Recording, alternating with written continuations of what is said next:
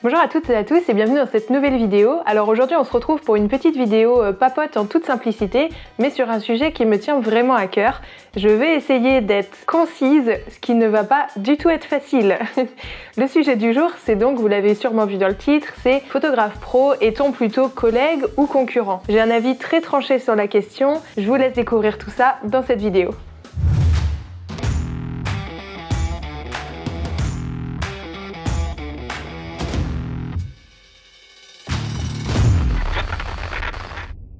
Alors si j'ai eu l'idée de faire cette vidéo, c'est parce que déjà sur internet je vois sans arrêt des choses passer à ce sujet et en plus régulièrement quand je rencontre des gens on me pose tout le temps la même question qui à force pas m'agace un peu, mais à chaque fois j'ai envie de répondre, de partir dans un argumentaire immense, mais les gens en vrai ils s'en fichent au fond, donc je me suis dit que j'allais faire ça plutôt en vidéo. Donc la question qu'on me pose souvent c'est « Ah t'es photographe pro, c'est trop cool et tout, mais c'est pas trop dur d'en vivre parce que avec la concurrence et tout ça, genre il y en a plein des photographes pro aujourd'hui et tout, ça doit être difficile ». Je ne suis pas du tout d'accord avec ça, donc je vais vous expliquer en gros pourquoi de mon point de vue je pense que nous sommes plus collègues que concurrents, ou en tout cas que nous avons vraiment tout à y gagner à voir les choses de cette façon.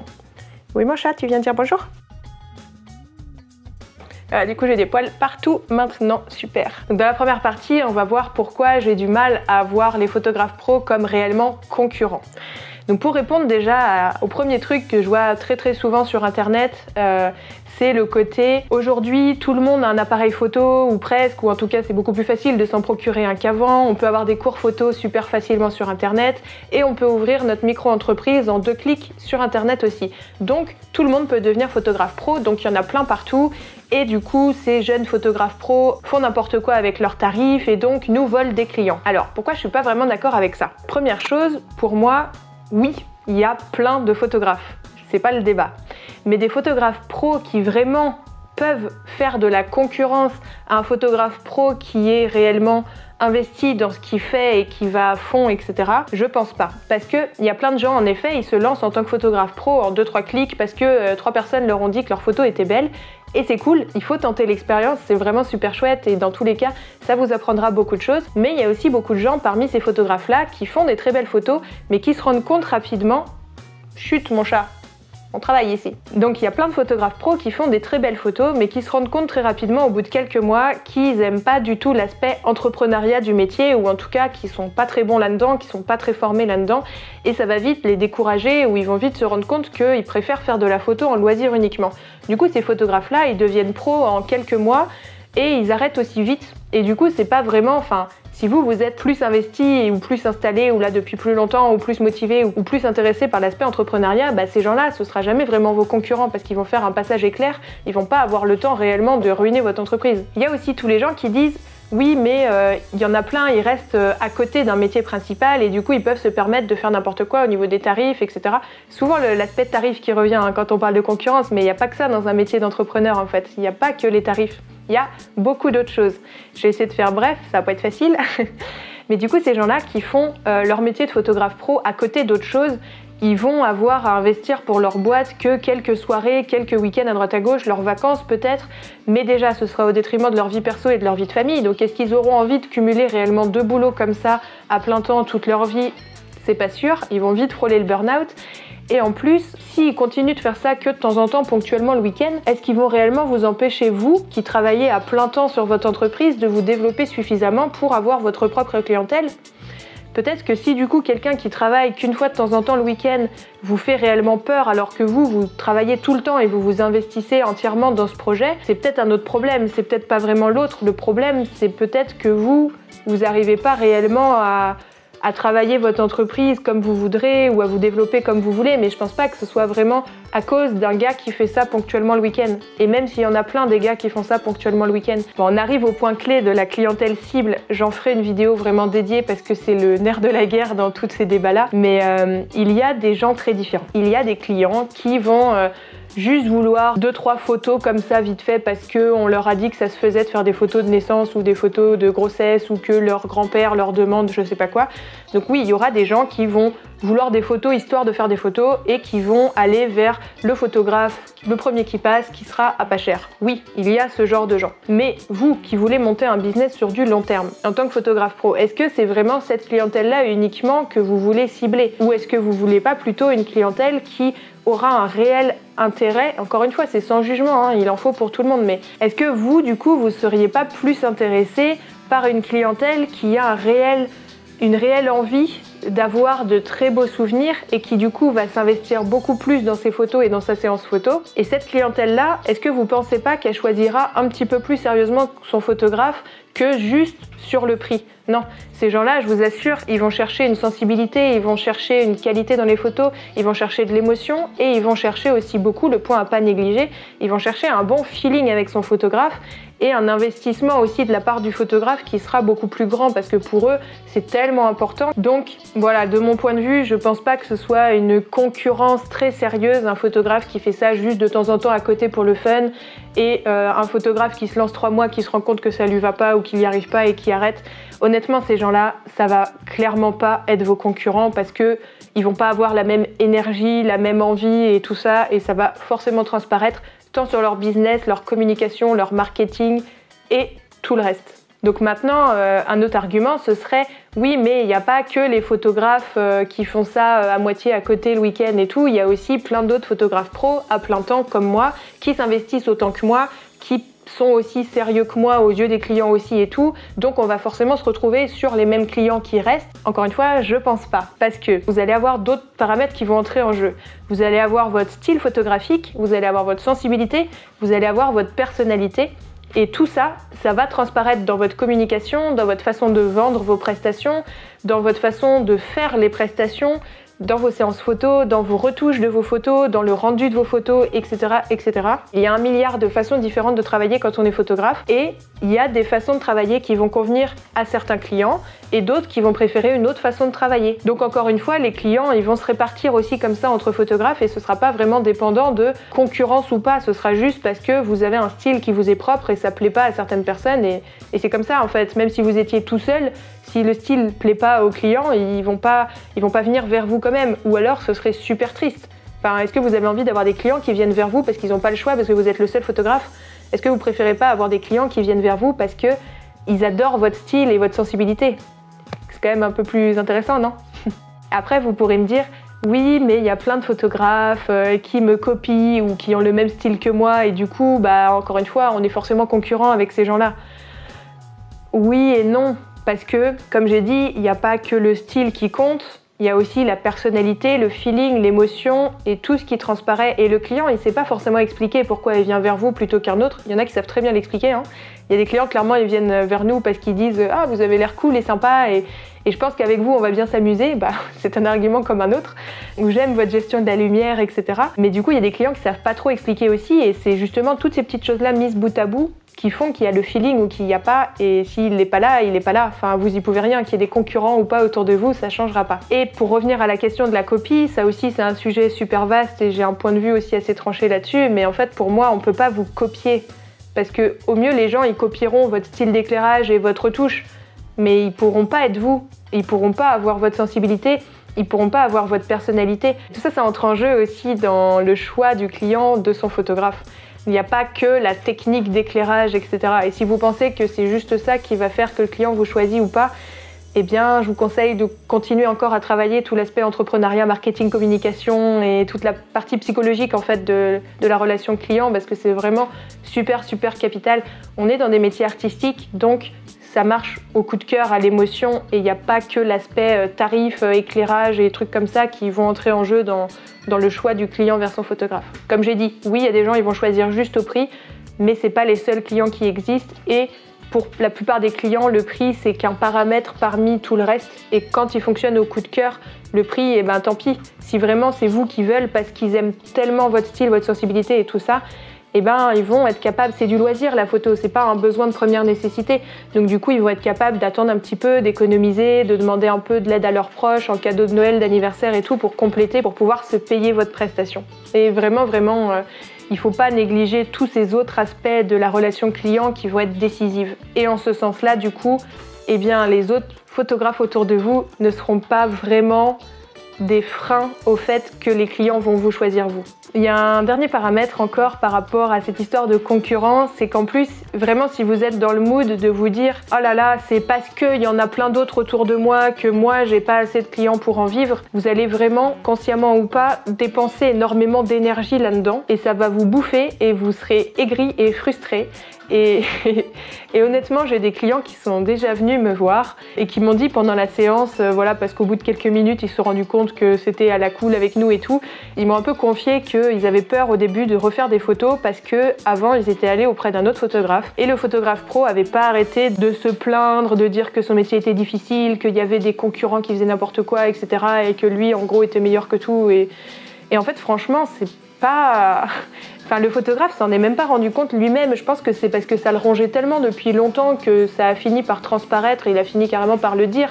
C'est un cas extrême, je suis d'accord. Mais en fait, ça le bouffait tellement que ça dégageait une trop mauvaise énergie autour de lui et les clients n'ont pas passé un bon moment en faisant leur séance photo et franchement, c'est dommage. Et du coup, ça fait qu'ils n'ont jamais voulu refaire des photos avec ce gars-là parce qu'ils se sont pas sentis bien pendant la séance. Et je pense que du coup, vraiment, les photographes qui passent leur temps à regarder autour d'eux la concurrence et à râler parce qu'ils sont moins chers, parce qu'ils sont ceci, parce qu'ils sont cela, parce qu'ils font comme eux ou je sais pas quoi. Vraiment, ces photographes-là, ils dépensent une telle énergie à se prendre la tête avec ça que déjà, c'est de l'énergie qui passe pas à s'améliorer eux et améliorer leur relation client, leur business, leur stratégie, leur feeling, leur technique photo et tout le reste. Mais en plus, c'est vraiment une énergie négative qui se ressent en fait.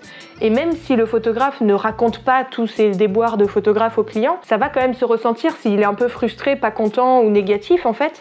Ça va vraiment se ressentir. Et ça, c'est une histoire d'empathie, de sensibilité. Et peut-être il y a des gens, ils vont pas trop s'en rendre compte, ils vont repartir avec leurs photos, ils seront contents et tant mieux. Mais il y a vraiment toute une partie des gens qui voudront pas aller faire des photos avec quelqu'un qui a pas l'air bien, quoi. Enfin, je sais pas. On a envie de passer un bon moment quand on fait une séance photo et pas d'être avec quelqu'un qui va nous mettre mal à l'aise, quoi. Donc vraiment, je pense que trop se focaliser sur cette concurrence et voir ça comme uniquement négatif et tout, plutôt que voir ça comme justement une façon de se différencier et de mieux cibler sa clientèle cible parce que justement on se rend compte que tout le monde n'est pas nos clients à nous et qu'il y a plein de gens différents qui voudront plein de choses différentes et tout. Enfin voilà, pour moi c'est vraiment de l'énergie qu'on perd et je vais m'arrêter là sur cette partie parce que j'ai encore plein d'autres choses à dire sur la partie plus aspect collègue du métier et tous les avantages qu'on a à plutôt voir ça dans ce sens-là. Donc on aborde la partie maintenant, ok, on se sent pas forcément concurrent, mais pourquoi on se sentirait pour autant collègue Très cher papa, je pense à toi, tu me l'as dit tel quel en mode c'est quand même pas eux qui te font manger ou c'est pas eux qui te donnent des sous. Eh bien, si. Et je dis ça en rigolant par rapport à cette remarque de mon père, mais c'est vrai qu'il y a plein de gens qui ont du mal à voir ça comme ça. Bien sûr que si, les autres photographes pros peuvent nous rapporter beaucoup de business. On voit tout le temps le côté, les autres photographes, ils nous retirent des clients. On reviendra pas sur les questions de clients cibles et tout, je ferai une vidéo dédiée là-dessus, mais les autres photographes, ils font pas que nous retirer des clients, ils peuvent aussi nous en donner. Et vraiment, c'est quelque chose de vrai qui marche, qui se fait beaucoup en fait dans le monde de la photo. Encore faut-il accepter de voir les choses de cette façon-là et d'entrer dans ces réseaux de photographes et de créer des vrais liens vraiment sincères, authentiques et chouettes avec les photographes de votre entourage. Donc quand on est photographe ou entrepreneur indépendant et tout ça de manière générale, on peut se sentir très seul dans son métier. Du coup, créer des liens avec des collègues photographes, ça va vous permettre tout simplement d'échanger des petites anecdotes qui vous est arrivé, de poser des questions très pratico-pratiques en mode quelqu'un il m'a dit ça mais je sais pas trop quoi répondre, ou alors est-ce que ce serait intéressant que je propose tel type de tirage, je sais pas trop. En fait, en parlant à une communauté de photographes, vous allez comme ça avoir des réponses et c'est vachement mieux et vous avancerez vachement plus vite qu'en restant tout seul dans votre coin. C'est déjà une première bonne raison de considérer les autres comme des collègues parce que vous pouvez mutuellement vous apporter beaucoup de réponses à vos questions. Donc en répondant les uns les autres à nos questions, en partageant nos petites anecdotes et tout, on va créer un vrai lien entre photographes et du coup on va pouvoir tous se soutenir et se tirer vers le haut et avoir une vision plus positive du métier et s'encourager mutuellement, etc., etc. Et déjà c'est quelque chose de très très positif. Mais là, encore une fois, il y a des gens qui me trouvent un peu trop bisounours quand je dis ça. Donc il y a aussi un autre argument tellement plus terre à terre, et là c'est un peu compliqué de dire que c'est pas purement factuel cet argument-là, je pense, c'est le côté, quand on est photographe de mariage par exemple, on n'a qu'un certain nombre de week-ends dans l'année, et encore plus dans l'été, en pleine saison. Très régulièrement, on nous demande plein de fois la même date en fait. Plein de mariés nous demandent la même date dans l'été, et on peut pas se dédoubler. Enfin, même si nous on est deux dans l'entreprise, mais on travaille ensemble, donc on peut pas être le samedi à un mariage à Noirmoutier et en même temps au fin fond de la Bretagne. Je veux dire, ça marche pas. Donc du coup, dans tous les cas, ce sera des clients qu'on va perdre et des sous que dans tous les cas, on va perdre aussi. Plutôt que dire au client qui nous demande une date où on est déjà booké, plutôt que lui dire « bah non, désolé, débrouille-toi pour trouver un autre photographe », si on dit à ce client à la place « alors, moi, je suis déjà booké, je pourrais pas malheureusement vous aider, etc. pour la création de vos beaux souvenirs. Par contre, j'ai une très bonne amie photographe qui est dans mon secteur, qui a à peu près mon même style ou qui a ma même tranche tarifaire ou j'en sais rien. En tout cas, j'ai un collègue, elle est cool, ou j'ai plusieurs collègues, ils sont cool. Allez regarder leur site et puis vraiment, comme ça, ce sera des prestataires de qualité, de confiance.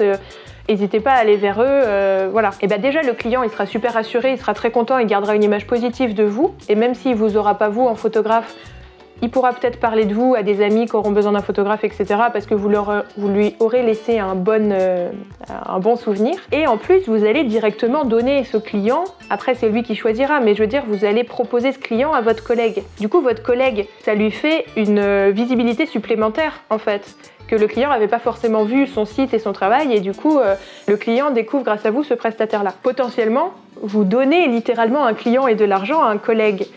Si la relation elle est de confiance, stable, établie, etc., et que vous vous entendez bien, vous avez les mêmes valeurs et tout, il y a de grandes chances pour que ce collègue, à son tour, quand il ne sera pas disponible sur une autre date, il vous conseille à ses clients. Et donc du coup, il va vous rapporter directement de l'argent. Et en fait, vous allez pouvoir vous faire des transferts de clients entre collègues et donc des transferts d'argent, s'il faut parler d'argent tout le temps pour parler de concurrence et tout ça. Franchement, c'est gagnant-gagnant. Je vois pas ce que vous avez à perdre à tout ça au final. Donc ça, ces échanges de clients, ça marche aussi si vous faites des prestations famille, vous n'êtes pas dispo un samedi et la famille, elle a vraiment envie d'une séance ce samedi-là, plutôt que lui dire non, et vous la renvoyez vers un autre collègue, etc., etc. Vraiment, les échanges, ils peuvent être vraiment nombreux. Si vous n'avez pas trop envie de faire un tel type de prestation, vous renvoyez vers votre collègue qui, lui, peut-être aime mieux ça, etc.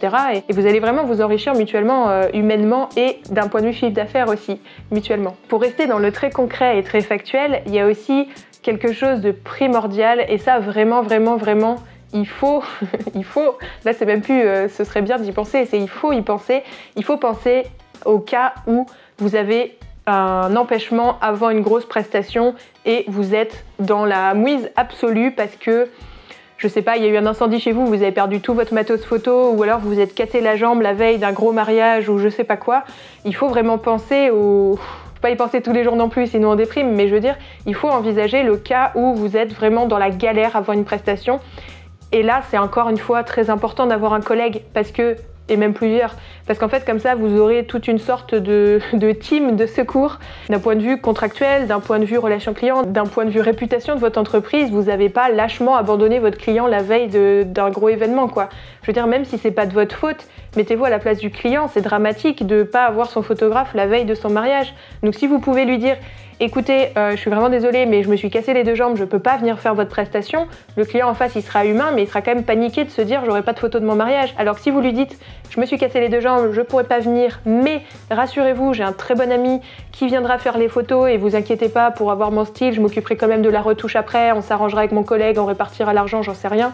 Faites les arrangements que vous voulez, mais avoir des collègues en cas de gros problèmes comme ça, vraiment sur qui vous pouvez compter, c'est tellement important. Et même si vous les connaissez pas aussi bien que ça, même si c'est juste des photographes avec qui vous avez parlé 2-3 fois, ça pourra quand même vous dépanner parce que vous lui dites écoute, moi je te passe la presta, toi ça te fait un week-end de bouquet en plus, ça te fait des sous en plus, moi ça me sauve parce que je suis dans la galère, j'abandonne mes mariés sinon.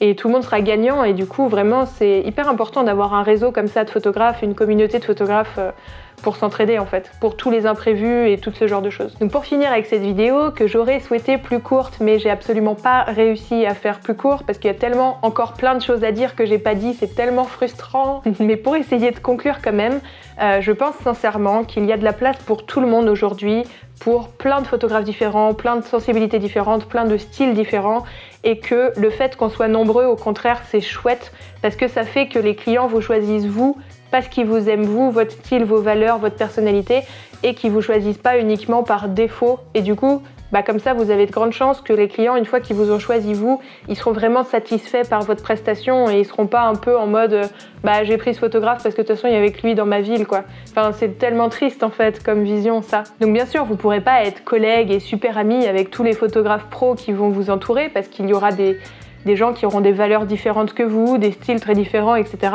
Et c'est pas grave parce que, je reviens une dernière fois sur cette histoire de client cible, mais qui est vraiment la clé dans tout ça, ces photographes-là avec leurs valeurs différentes, ils vont attirer des clients qui auront des valeurs différentes des vôtres et qui ne se retrouveraient pas dans tous les cas dans vos prestations à vous. Donc les seuls clients que vous pourrez vous partager un peu avec d'autres photographes, ce sera avec des photographes qui vous ressembleront vraiment dans les valeurs profondes, dans le style et tout ça. Et il y a de grandes chances quand même que si vous partagez les mêmes valeurs avec quelqu'un et le même style, la même sensibilité, il y a de grandes chances que vous vous entendrez bien avec cette personne et du coup que vous pourrez travailler ensemble, vous entraider et vous tirer tous ensemble vers le haut pour entrer dans le monde merveilleux des bisounours, des collègues et pas dans le monde frustré, très très sombre des concurrents. Je sais pas comment conclure cette vidéo parce que j'ai encore 1 milliard d'autres choses à dire sur ce sujet. Ce que je vous conseille de faire, c'est de me poser vos questions complémentaires en commentaire et moi comme ça je pourrai continuer à m'étendre sur ce sujet qui me passionne tellement. Donc je vous ai donné certes des arguments très bisounours dans cette vidéo, mais j'espère avoir pu vous donner des arguments aussi très terre à terre et très rationnels parce qu'il faut avoir ce côté très terre à terre et très rationnel quand on est entrepreneur. Mais voilà, je pense vraiment qu'en 2020, un entrepreneur épanoui, qui a une entreprise aussi épanouie, etc. et qui aime son métier sur du long terme, eh bien je pense qu'il a tout à y gagner à voir les autres photographes pros comme des collègues et à partager ce beau métier avec d'autres gens qui partagent la même passion et les mêmes valeurs plutôt qu'à s'enfermer dans cette bulle très négative de voir des concurrents partout, quitte à couler soi-même sa propre boîte à force d'être frustré. J'ai plein d'anecdotes à ce sujet que je raconterai pas dans cette vidéo. Et je sais en tout cas, et je suis très contente de le constater, qu'on est de plus en plus nombreux en tant que photographe à justement partager cette vision de la photographie et cette vision de l'entraide, du partage et de l'échange.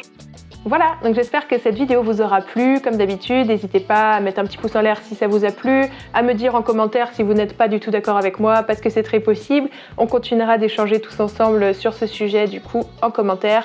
En attendant, je vous dis bonne photo à toutes et à tous et à bientôt.